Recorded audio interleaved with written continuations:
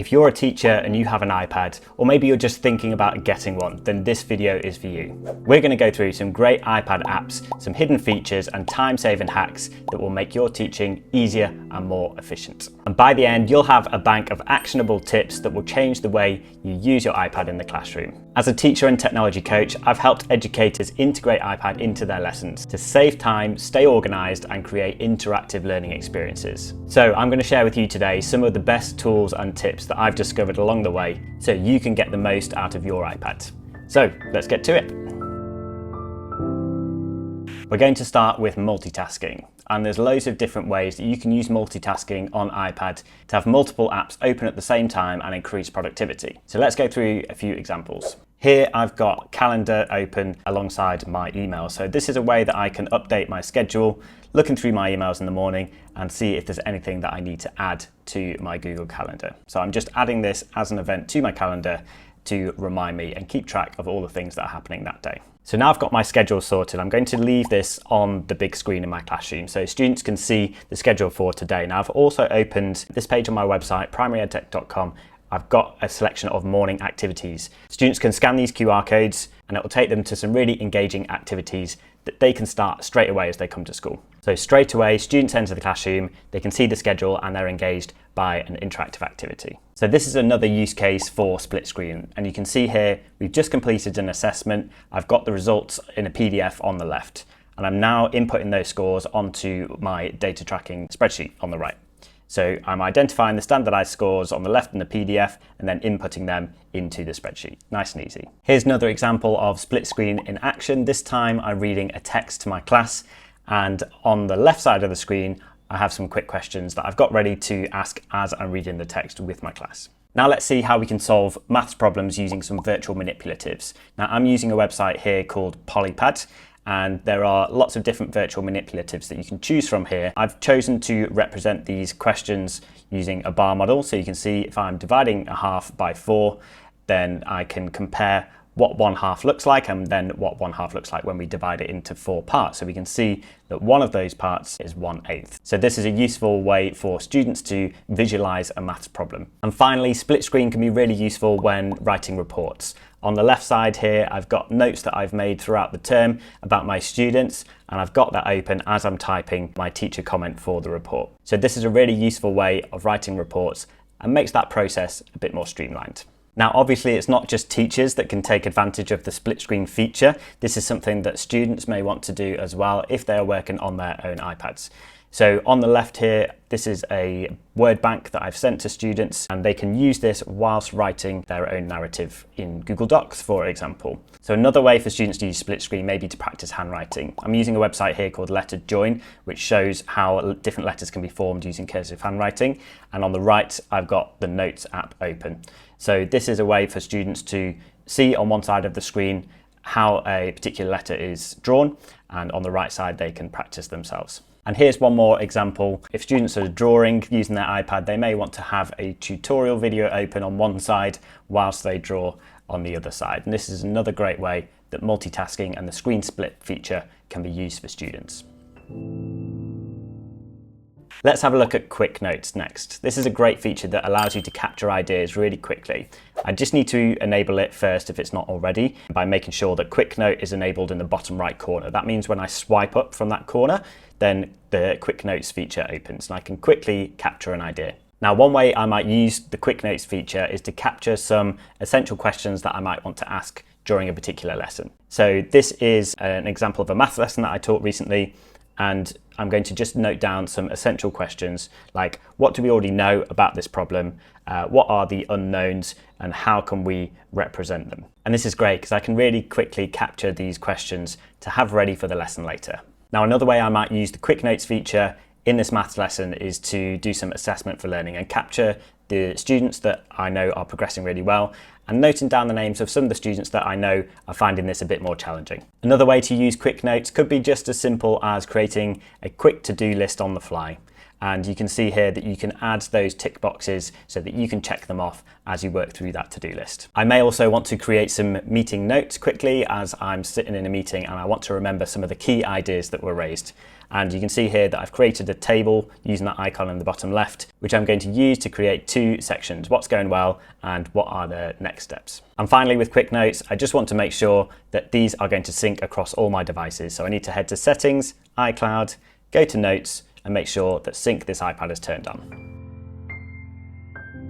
Okay, let's head over to Calendar next. And you can see that recently the Reminders app has been integrated with Calendar, which is great. So I can add a reminder directly from the Calendar app, perhaps a reminder that I still need to do the planning for my reading lessons. So now I've added it to Calendar, you'll see that it appears here. I can also show it directly in the Reminders app as well. Now, to make sure that reminders are going to show in the Calendar app, I just need to check down here at the bottom of this list. Yep, scheduled reminders is checked, which means that if I have a reminder with a time and a date on it, it will appear here in the Calendar app. When you've completed a task, you can open it here in Calendar and mark it as complete straight away. Now, if you're super organized, like I try to be, then you might want to add some extra information to your calendar events as well. So you can see here, I've got the topic, the room number, and I've also got the lesson name of this as well. You'll see that I'm just pasting in a link there for my Google Slides presentation, so that if I want to check this lesson later, I can just open it directly from my calendar app, which is great. Now, you might also want to create calendar events and reminders directly using Siri, and in which case you can just say, "Hey Siri, create an event for 3 p.m. today, which is marking books." Okay, and it's done. You may want to check again that iCloud is syncing your calendar events across all your devices. So I'm going to go to Settings, to iCloud, need to click See All, iCloud Calendar, and yeah, it is turned on. Okay, let's head to the Reminders app again now, and I'm going to create some lists for different subjects here. So I might choose to have one for English. I can customize the color and the symbol for English. And this way I can organize my tasks into different subjects. So now I've got those subject lists, I can choose to pin my most important ones to the top so they're always visible. And with the tasks themselves, you can flag them, and you can also change the priority level as well. You can also create location-based reminders as well. So you can see here, I'm going to change my marking books reminder to appear when I'm at a specific location, which is going to be when I get to school in the morning. I can also schedule reminders for specific dates and times. So this one here, I'm going to, it's going to be on a Monday, and I'm going to repeat that so that it's every week that this reminder appears. You may also want to add attachments to your reminders, and you can do that here on the details. Right at the bottom, there's an option to add image. You can either take a photo, scan a document, or choose an existing photo from your photo library. And finally, you may want to share a specific list with a colleague that you work with, in which case you can tap the share button and choose the app to share it with. Okay, next let's have a look at Control Center. And if you tap and hold here, you'll be able to customize the features of your Control Center. If you tap Add Control at the bottom, it will open this huge menu. I'm going to show you a few of the things that I use quite often. So firstly, Translate, I'm going to add here to my Control Center. Next, I find the timer and the stopwatch features here very useful. It's something that you will want to use fairly often as a teacher. Next, screen recording. So this is what I'm doing now, screen recording, very helpful to have a shortcut to. At number 4, quick notes. As we explored earlier, it's good to have a shortcut option here in the Control Center. This ambient music feature is one of my favorites as well, and having that easily accessible is great. You can just switch that on and off whenever you need. Next up, the text size. I found this is quite useful to be able to change depending on what app or what activity you're using. Calculator app is a good one to have a quick shortcut to. And finally, guided access, which is good if your students are using your iPad, it will restrict them to a specific app. Okay, next up we're going to look at Dictation, which I found is a really helpful time-saving tool for teachers. I'm just going to search for it here in the settings to check that it's enabled, and it's under General and Keyboard. So you can see here that Enable Dictation is switched on, and I can choose which button on my keyboard opens it. Now, my iPad is attached to an external keyboard, which is why it gives me this option. Otherwise, on your on-screen keyboard, you'll see it as a button in the bottom left. Okay, the first way of using Dictation that I'm going to show you is just opening a quick note here from the bottom. Let's start a new one, and I'm going to use that keyboard shortcut. If you don't have a keyboard, then just use that Dictation button on your on-screen keyboard to get started. And once I've enabled Dictation, you'll see that it writes as I speak. There are some other useful commands here as you're using dictation that may be helpful. New line, new paragraph, full stop, heart emoji. So you can see there's lots of ways that you can use dictation to expand on your writing. So let's have a look at some ways that dictation can be used with your students. And one way might be to help students practice their English speaking skills by dictating a story. Next, you might want to dictate your ideas as you're thinking about a lesson plan, and maybe it's easier for you to speak your ideas rather than write them down. So you could list out your objectives and your key concepts that might appear in that lesson. Next, report notes might be something that you want to dictate, as it's a bit more natural to read out loud rather than to type when you're writing these kinds of things. Dictating an email may be another way that you use this tool as well, and it may just flow a little bit better than typing it. You could also use the dictation tool to give students feedback on their work. And finally, using dictation could be an easier way to add speaker notes to your slides. All right, let's look at Markup next. And this is another great tool for teachers. Now you can use Markup in the Photos app, as you can see here, perhaps to annotate photos that you've already taken. But I think the best way of using Markup is to take a screenshot of anything on your screen and start annotating straight away. So I could do that here for these math questions, for example, so I can show students the methods for solving each of them live on screen. I may want to use Markup to add labels to diagrams, for example, in this science lesson on electricity. I could use it to annotate a text that I'm reading with the class, maybe picking out keywords from the text or labeling different adventurous writing techniques. Back to maths, and I could take a screenshot here for this to show the steps to solving a problem on algebra, for example. So I can show that the letters A and B represent numbers that multiply together to make 18. And then I can go through with students all the possible examples. Giving feedback on student work is another great way that I can use Markup. This is a piece of student work from my English class, and I'm going to go ahead and use Markup here to highlight some of the things that could be changed and give them feedback on how they could improve this piece of writing. And finally, I could use Markup to annotate some of the professional reading I'm doing. So in this example here, I'm just adding some of my own notes so that I can remember more about the prep model for using generative AI. Okay, next up, let's have a look at how we can use screen recording in lots of different areas to support students. So firstly, I'm here on the Notes app, and I'm just representing a simple maths problem whilst recording the screen, which I can share with my students later on. It's also possible for me to add my voice over the top of this as I record it as well. I could also use the screen recording feature to record a story for my class as well, as I've done in this example here. Stay out of the house and play football as much as I could. But then Eddie moved away because his father had found a job somewhere down south.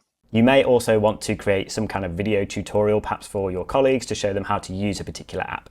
In this case, I'm opening up Apple Classroom, and I'm just creating a short tutorial on how to set up a class so that teachers can monitor their students. If you want to know how to use Apple Classroom, I've linked my video in the description below.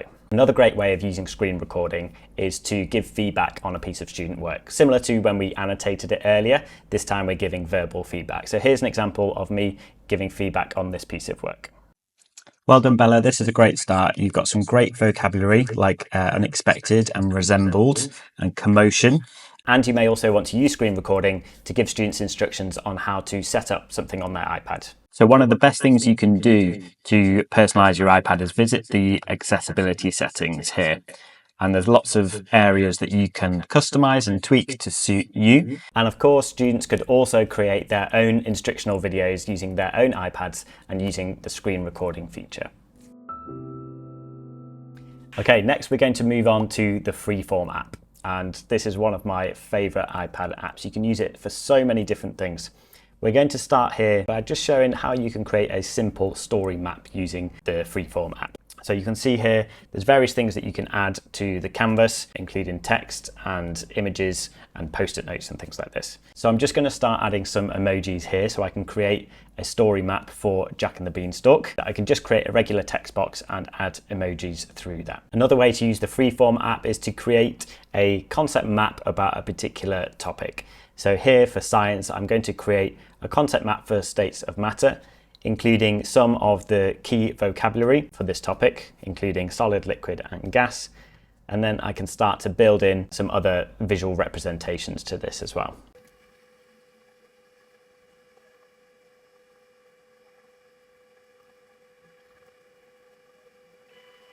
Another way of using the Freeform app is to create bar models for a maths question. So in this example here, I'm going to create a really simple bar model where the total is 16, and then there are two other parts. One of these parts we know the value of, the other we don't. So this is a nice visual representation for a subtraction question for students to solve. You could also use Freeform to annotate media and paintings or drawings. So in this example, we are analysing an example of a Fauvis piece of artwork.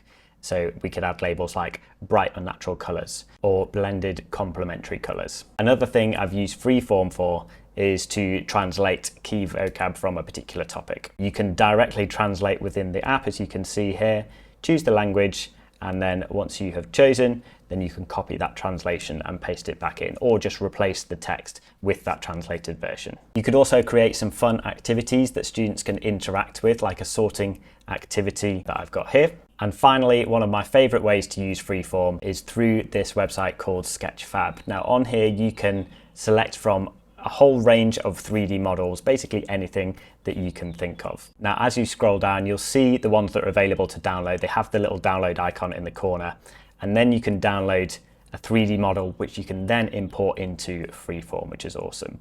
So here's the model I've chosen. The file you want is a USDZ file. And then once you have downloaded, you can open in the AR viewer, which is that button there at the top. So here is the object, just in a white space at the moment. I'm going to go to the share button here and copy, head back to Freeform and paste. And now this will appear as a 3D model that you can interact with and rotate, which is awesome. All right, let's move on to Apple Classroom next. Now, we touched on this earlier, and I do have a separate in-depth video on this in the description. But this is a great tool for monitoring students in the classroom, sharing work with them. It's all really simple and easy to use. So you can see that I'm adding myself here as a student. And once you've added students, then you will be able to use these following actions here. So you can open specific apps for them. So I'm going to go ahead here and open Google Classroom. And that's now opened it on my device. I can navigate students to a particular website that we've been exploring. I can share documents with them using AirDrop, and this will be sent to every student that's in the class. There's also an option to view student screens live, so that you can monitor how they're using their iPads. And you can also share student screens on an AirPlay compatible big screen in your classroom as well. There's also an option to mute the iPads in your classroom, and also to lock all the screens remotely and unlock them when you're ready. When you've finished your class, you can head up to the top right corner here with the 3 dots, go to End Class, and you'll see a summary of that lesson. Okay, now it's time for your final secret weapon, which is the focus mode on iPad, which is a great tool for teachers.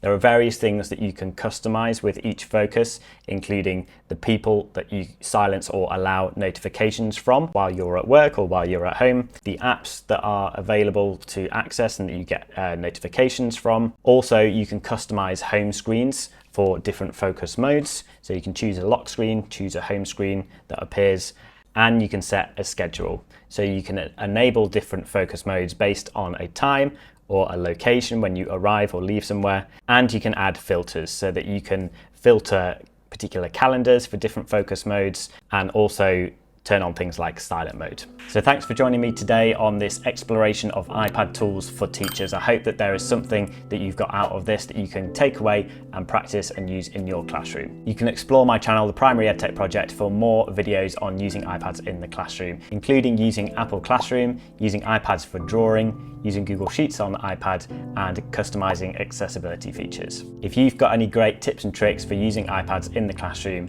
then let me know in the description below. Thanks for watching.